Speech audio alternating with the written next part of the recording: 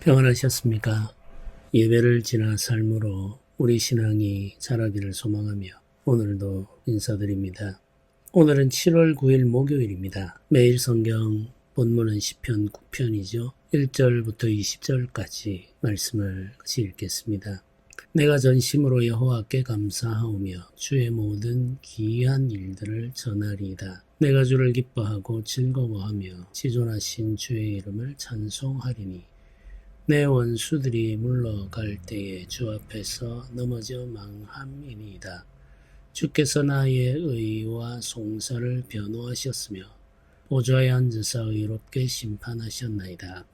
이방 나라들을 책망하시고 악인을 멸하시며 그들의 이름을 영원히 지우셨나이다. 원수가 끊어져 영원히 멸망하였사오니 주께서 무너뜨린 성들을 기억할 수 없나이다. 여호와께서 영원히 앉으시며 심판을 위하여 보좌를 준비하셨도다. 공의로 세계를 심판하시며 정직으로 만민에게 판결을 내리시리로다. 여호와는 압제를 당하는 자의 요새이시오 환난 때의 요새이시로다. 여호와여 주의 이름을 아는 자는 주를 의지하오리니 이는 주를 찾는 자들을 버리지 아니하심이니이다. 너희는 시온에 계신 여호와를 찬송하며 그의 행사를 백성 중에 선포할지어다. 피 흘림을 신문하시는 이가 그들을 기억하시며 가난한 자의 부르짖음을 잊지 아니하시는도다. 여호와여 내게 은혜를 베푸소서. 나를 사망의 문에서 일으키시는 주여, 나를 미워하는 자에게서 받는 나의 고통을 보소서. 그리하시면 내가 주의 찬송을 다 전할 것이요 딸 시온의 문에서 주의 구원을 기뻐하리이다. 이방 나라들은 자기가 판 웅덩이에 빠지며 자기가 숨긴 그물에 자기 발이 걸렸도다. 여호와께서 자기를 알게 하사 심판을 행하셨으며 악인은 자기가 손으로 행한 일에 스스로 얽혔도다. 악인들이 수올로 돌아가며 하나님이 잊어버린 모든 이방 나라들이 그리하리로다. 궁핍한 자가 항상 잊어버림을 당하지 아니하며 가난한 자들이 영원히 실망하지 아니하리로다. 여호와여 일어나사 인생으로 승리를 얻지 못하게 하시며 이방 나라들이 주 앞에서 심판을 받게 하소서. 여호와여 그들을 두렵게 하시며 이방 나라들이 자기는 인생인 뿐인 줄을 알게 하소서. 아멘. 시편 9편에도 표제가 붙어 있습니다. 다윗의 시 인도자를 따라 뭇라벤에 맞춘 노래, 이렇게 표제가 붙어 있죠. 이 뭇라벤이라고 하는 말에 대해서는 여러 가지 다양한 의견이 있고 또 그 의견들이 일치되지 않아서 우리가 정확하게 단정해서 말을 하기가 참 어렵습니다. 근데 이제 이 표제라고 하는 것은 대부분 다 시편이 가지고 있는 분위기와 관련되어 있기 때문에 어떤 이 시편의 음조, 곡의 분위기를 설명하는 표제라고 생각을 하면 되겠습니다. 특별히 시편 9편은 승리에 대한 내용들, 심판하시는 하나님께서 나를 대신하여 싸우시고 또 나에게 주시는 은혜와 승리를 노래하고 있기 때문에 승리의 곡조라고 생각을 할 수 있겠죠. 승리의 곡조는 장엄하고 웅장한 이런 느낌이라고 설명을 하기도 합니다. 그렇게 이제 우리가 생각하면서 시편을 읽으면 되겠습니다. 네, 시편 9편은 감사로 시작을 합니다. 내가 전심으로 여호와께 감사하오며 주의 모든 기이한 일들을 전하리이다. 이렇게 시작을 하죠. 감사로 시작하기 때문에 이 시편은 감사의 시라고도 볼 수가 있겠죠. 하나님께 감사하는 것은 예배하는 사람이 마땅히 할 바라고 우리가 알고 있습니다. 감사는 모든 일에 대한 우리의 마음의 표현이 될 필요가 있죠. 우리가 경험하는 모든 일들 속에는 하나님의 뜻과 하나님의 섭리가 있습니다. 당장에 우리가 생각할 때에는 즐겁지 않고 때때로 힘들고 어렵다 이런 생각이 들지만 그 속에도 하나님의 선한 뜻과 섭리가 있죠. 그래서 우리는 감사할 수 있는 거죠. 시련 중에도 감사할 수 있는 이유가 그 모든 일을 주관하시는 하나님이 계심을 우리가 알기 때문입니다. 우리 삶의 주관자이신 하나님께서 선하시다는 사실을 알기 때문에 우리가 감사할 수 있는 거죠. 감사하는 사람은 전심으로 감사합니다. 이 전심이라는 말은 하나의 마음이라는 뜻이죠. 마음이 나누어지지 않은 상태를 전심이라고 말합니다. 우리의 마음은 여러 갈래로 나누어질 수가 있습니다. 이것저것을 향해서 흩어지죠. 한 가지에 집중하지 못하는 경우들이 많죠. 우리가 감사할 때에도 마찬가지입니다. 우리의 마음이 감사할 때에도 감사하는 마음도 있고 또 한쪽에서는 의심이나 혹은 불만, 불평 이런 것들이 있을 수가 있다는 거죠. 이제 다윗은 하나님께 감사할 때 하나의 마음으로 감사했다는 거죠. 오직 감사함으로 그 마음이 충만하다 이렇게 말을 할 수가 있겠습니다. 하나님께서 우리에게 요구하시는 것은 하나의 마음입니다. 흩어지지 않은 마음이죠. 하나님은 우리 마음을 다른 것과 나누기를 원하지 않으십니다. 그래서 우리는 전심으로 여호와께 감사하면서 여호와 하나님을 예배하고 찬양해야 하는 거죠. 우리가 감사하며 하게 되는 일이 바로 주의 기이한 일들을 전하는 것입니다. 선포이고 증거이죠. 우리가 감사하게 될 때 그 순간에 우리는 동시에 주께서 행하신 놀라운 일들을 증거하게 됩니다. 사람들에게 전하게 되죠. 감사는 증거의 의미가 있다는 사실을 우리는 알아야 됩니다. 감사하는 사람의 마음 속에는 기쁨과 즐거움이 있죠. 이어지는 구절은 이렇죠. 내가 주를 기뻐하고 즐거워하며 지존하신 주의 이름을 찬송하리니 이렇게 이어집니다. 감사하게 되면 우리의 마음은 기쁘고 즐겁습니다. 감사가 우리에게 주는 유익이죠. 감사로 말미암아 우리의 마음이 기쁘고 즐거움으로 우리의 마음이 회복되고 우리의 몸도 회복이 됩니다.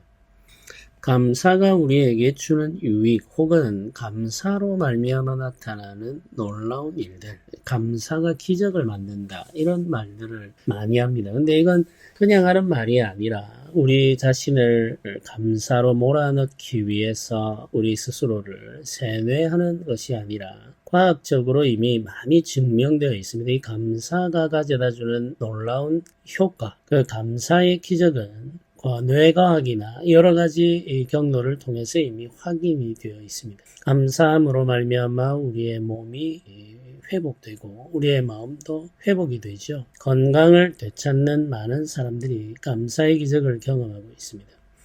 우리가 가지고 있는 질병, 우리의 질병의 원인들을 우리는 정확하게 규명하지 못할 때가 많습니다. 우리 질병의 대부분의 원인들은 스트레스라고 이야기를 하죠. 그게 이제 의사들이 할 말이 없으면 하는 말이 아니라 이 스트레스가 우리 몸을 상하게 한다는 것은 역시 다양한 경로를 통해서 증명이 되어 있는 겁니다. 근심, 불안, 두려움 이런 것들이 계속되거나 깊으면 우리의 몸이 상하게 됩니다. 우리의 몸이 상하게 되고 우리의 마음도 상하게 되죠. 근심이 애간장을 녹인다 이런 말을 하지 않습니까? 이 깊은 근심은 우리의 몸을 상하게 합니다. 깊은 근심이 우리의 몸을 상하게 하듯이 감사는 우리의 몸을 회복시키죠. 감사는 기쁨을 불러오고 기쁨은 우리의 몸과 마음을 회복시키는 거죠. 굉장히 놀라운 일이죠. 그래서 우리가 가지고 있는 이 감정이 우리 몸에 영향을 미친다는 사실을 우리가 알 필요가 있고 그 사실을 우리가 안다면 감사로 우리의 마음을 채우는 것이 필요하죠. 감사함으로 말미암아 기뻐하고 즐거워할 때 우리의 몸도 회복되고 건강을 되찾을 수 있는 거죠. 항상 비판적이고 항상 불만이 많고 항상 뭔가 부족하다는 인식 속에서 살아가게 되면 건강하기가 굉장히 어렵습니다. 비판적인 것은 좋지가 않습니다. 우리가 어떤 상황에 대해서 무조건 긍정하고 혹은 분석적으로 생각하거나 하지 말라는 의미가 아닙니다. 우리가 모든 일에 매사에 비판과 불만과 불평을 달고 살면 건강한 삶을 살 수가 없는 거죠. 감사할 수 있어야 하고 기뻐할 수 있어야 하고 즐거워할 수 있어야 합니다. 우리 모든 일을 하나님께 맡긴 채 우리를 위하여 일하시고 우리 앞서 행하시는 놀라운 지혜로 섭리하시는 하나님을 의지하면서 하나님께 감사하며 기쁨을 우리 마음에 채우는 것이 우리가 선택할 수 있는 지혜로운 삶의 길이라는 사실을 알아야 되는 거죠. 주를 믿고 사는 우리들이 감사하지 못할 이유는 없죠. 감사하면서 기뻐하고 즐거워하며 살아갈 때 우리가 하나님 안에서 은혜와 복을 누릴 수 있는 거죠. 다윗은 하나님께 감사하면서 원수들을 물리치신 하나님에 대해서 말합니다. 이어지는 3절부터의 내용은 하나님께서 그의 권능으로 대적들을 어떻게 대하셨는지를 길게 이어서 말하고 있죠. 내 원수들이 물러갈 때 주 앞에서 넘어져 망하나이다. 주께서 나의 의와 송사를 변호하셨으며 보좌에 앉으사 의롭게 심판하셨나이다. 이방 나라들을 책망하시고 악인을 멸하시며 그들의 이름을 영원히 지우셨나이다. 원수가 끊어져 영원히 멸망하였사오니 주께서 무너뜨린 성읍들을 기억할 수 없나이다. 여호와께서 영원히 앉으시며 심판을 위하여 보좌를 준비하셨도다. 공의로 세계를 심판하시며 정직으로 만민에게 판결을 내리시리로다. 이렇게 말하지 않습니까? 여기 보면 심판, 송사, 변호 이런 단어들이 계속 등장하죠. 책망 이런 단어도 등장합니다. 이건 모두 다 하나님께서 재판하는 재판관으로서 행하는 일을 묘사하는 단어죠. 다윗과 원수 사이에 송사가 있습니다. 다윗의 원수들이 다윗을 참소하며 고소하는 거죠. 재판장이 열렸습니다. 재판을 열고 판단하시는 분으로 여호와 하나님께서 임재하십니다. 네, 여호와 하나님께서 재판을 여시고 그 재판관의 자리에 앉으셔서 판단하신다는 거죠. 네, 이 판단을 하실 때 하시는 일이 이방인 나라들, 악인들, 원수들 이런 것들을 책망하시고 멸망하시고 그 이름을 지우시고 이런 표현들이 지금 등장하지 않습니까? 그러니까 하나님께서 의로우신데 이 의로우신 하나님께서 다윗은 보호하시고 그 대적들은 심판하시며 그들의 이름을 이 세상에서 지워버리신다. 이렇게 지금 말을 하고 있습니다. 네, 그 이름이 지워져 버리기 때문에 더 이상 세상이 그들의 이름을 기억하지 않는다는 거죠. 하나님께서 의로운 재판관으로서 다윗과 그 원수들 사이에서 판단하시고 판결하십니다. 다윗을 보호해 주셨고 그 대적과 원수들은 꾸짖고 책망하며 멸하시고 그들의 이름을 완전히 지워버리셨다. 이렇게 찬양을 하고 있는 거죠. 네, 우리가 이 땅을 살아가다 보면 여러 가지 송사에 휘말립니다. 네, 물론 이제 우리가 공식적인 법정에 가서 재판을 받을 일들은 잘 없죠. 저도 아직까지 한 번도 그런 일은 경험한 적이 없습니다. 그러나 우리가 살아가는 일상적인 상황 속에서 송사는 계속해서 일어나죠. 시비를 가리는 거죠. 사람들은 모이면 재판을 엽니다. 이것이 옳으냐 저것이 옳으냐를 가지고 끊임없이 재판하죠. 판단하고 재판하고 정죄하고 모든 것을 다 심판해버리죠. 그리고 그 이야기들을 또 다른 사람에게 옮깁니다. 이런 식으로 사사롭게 우리의 삶 속에서는 재판이 끊임없이 벌어지고 있습니다.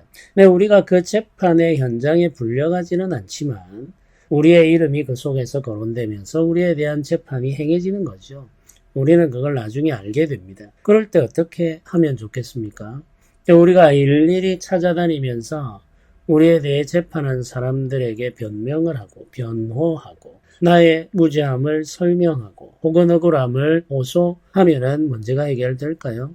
그렇지 않습니다. 절대로 그런 방식으로 문제는 해결되지 않습니다. 재판하는 사람들은 자신들이 옳다고 생각하기 때문에 그와 같은 행동을 계속해서 반복합니다. 우리가 어떤 말을 하면 그 말을 가지고 또 문제를 삼아서 또 재판이 벌어지는 거죠. 끝없이 이어지는 재판이죠. 그 재판은 계속되며 그치지를 않습니다. 우리가 그걸 그만두게 할 방법이 없어요. 우리가 할 수 있는 일은 오직 하나님께 호소하는 거죠. 하나님께 맡기는 겁니다. 의로우신 재판장인 하나님께서 최종적으로 판단을 해 주시고 그 판결을 내리시면 의로운 자에게는 상을 주시고 죄인에게는 벌을 주시는 겁니다. 그러니까 하나님께 맡긴 채 우리의 삶을 살아가는 것이 중요하다는 사실을 기억해야 됩니다. 다윗은 사울과의 관계에서 특별히 억울함을 많이 당했죠. 그때 다윗이 일일이 사울에게 설명하지 않았습니다. 사울의 마음을 돌이킬 방법이 다윗에게는 없는 거예요. 하나님께 맡길 수밖에 없는 거죠. 다윗은 직접 보복하지도 않았습니다. 보복하는 것은 하나님께서 원하지 않는 일이기 때문이죠. 하나님께 맡기는 겁니다. 하나님께 맡기고 잠잠히 우리의 삶을 살아가는 것이 중요하다는 사실을 기억해야 됩니다. 그러면 하나님께서 의롭게 판단하시고 판결하시고 그 판결하신 대로 집행하십니다. 그러면 모든 문제는 해결이 되는 거죠. 네, 특별히 하나님께서 의로운 재판장으로서 압제당하는 자, 약한 자를 도우신다. 이렇게 지금 말을 하고 있죠. 이제 9절부터 그 내용이 나오죠. 여호와는 압제를 당하는 자의 요새이시오. 환난 때의 요새이시로다. 이렇게 이야기를 하고 있습니다. 이 압제를 당하는 자는 약한 자이겠죠. 그러나 이 압제를 당하는 자, 이 약한 자들이 약하기 때문에 하나님께서 도우신다라고 생각하시면 안 됩니다. 이들은 압제를 당하고 약한 자인데 동시에 이들은 의로운 자이죠.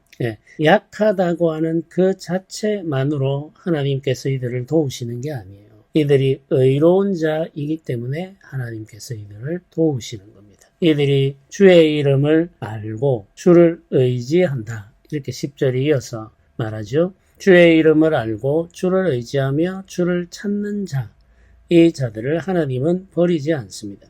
이 사람들이 왜 주의 이름을 알고 주를 의지하며 주를 찾습니까? 의로운 자들이기 때문이죠. 이들은 주를 아는 자들이며 주를 의지하고자 하는 마음을 가지고 주를 찾는 자들입니다. 이 사람들은 시온에 계신 여호와를 찬송하며 그 행사를 백성들 중에 선포하며 살아가는 사람들입니다. 주를 기억할 뿐만 아니라 주를 알고 주를 따르며 주를 찬양하고 증거하는 의인들이죠. 이 의인들은 약한 자로서 압제를 받을 때가 많다는 겁니다. 이 세상에서 의를 따라 살아가는 자들이 약할 때가 참 많습니다. 그래서 하나님께서 그들의 보호자가 되시고 그들의 피난처가 되시는 거죠. 우리는 하나님께 피하며 하나님의 보호를 기대하며 살아갈 수 있습니다. 피 흘림을 신문하시느니 라고 이야기하죠. 하나님께서 무죄한 자의 피를 흘리는 악인들을 신문하시고 심판하신다. 이렇게 말합니다. 가난한 자의 부르짖음을 잊지 않으시는 분, 나를 사망의 문에서 일으키시는 주, 나를 미워하는 자에게 받는 나의 고통을 보시는 분, 이렇게 지금 노래하면서 주를 바라보고 있죠. 시온의 문에서 주의 구원을 기뻐하겠다. 이렇게 선언하면서 하나님께서 나의 피난처가 되심을 노래하고 있습니다. 마지막 부분에서는 15절부터는 이 악인들이 스스로 무너진다고 말을 하죠. 이방 나라들은 자기가 판 웅덩이에 빠진다. 숨긴 그물에 자기 발이 걸린다. 또 왜 이런 일이 일어날까요? 여호와께서 그들의 눈을 어둡게 하셨기 때문입니다. 이게 하나님의 일하심이죠. 악인들이 자기가 판 웅덩이에 빠지고 자기가 쳐놓은 그물에 걸리는 것은 하나님께서 그들의 감각을 무디게 만들어 스스로 함정에 빠져들게 만든다. 이런 뜻입니다. 이게 하나님께서 행하시는 놀라운 일이죠. 그래서 우리는 하나님께 맡길 수가 있는 거죠.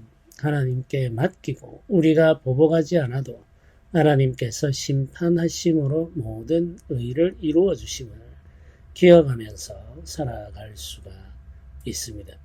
어려운 일입니다만은 우리가 스스로 보복하기보다는 하나님의 일하심에 맡기는 것이 훨씬 더 지혜로운 일임을 깨닫고 우리가 하나님께 의지하며 살아가는 삶을 배울 필요가 있겠습니다.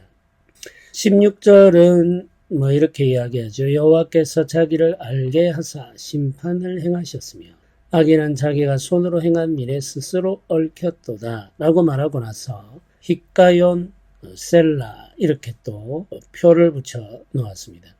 네, 이건 이제 음악의 부호인데 이 셀라라고 하는 것은 쉼표라고 말씀드렸죠.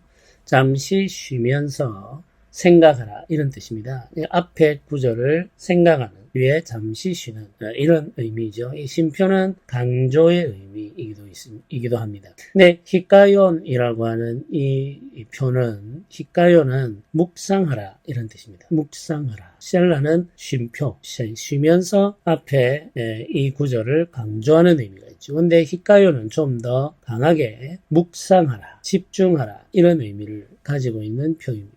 이제 이 구절을 좀 더 깊이 묵상하면서 부르라 이런 말이죠. 여호와께서 자기를 알게 하사 심판을 행하셨으며 악인은 자기가 손으로 행한 일에 스스로 얽혔도다. 히가연 셀라. 이 두 가지가 함께 쓰이는 경우는 독특한데 이 두 표를 함께 넣음으로 말미암아 이 구절을 특별히 강조하고 있다고 생각하시면 되겠습니다. 셀라, 쉼표, 쉬면서 생각하라. 그리고 히가연, 깊이 묵상하라.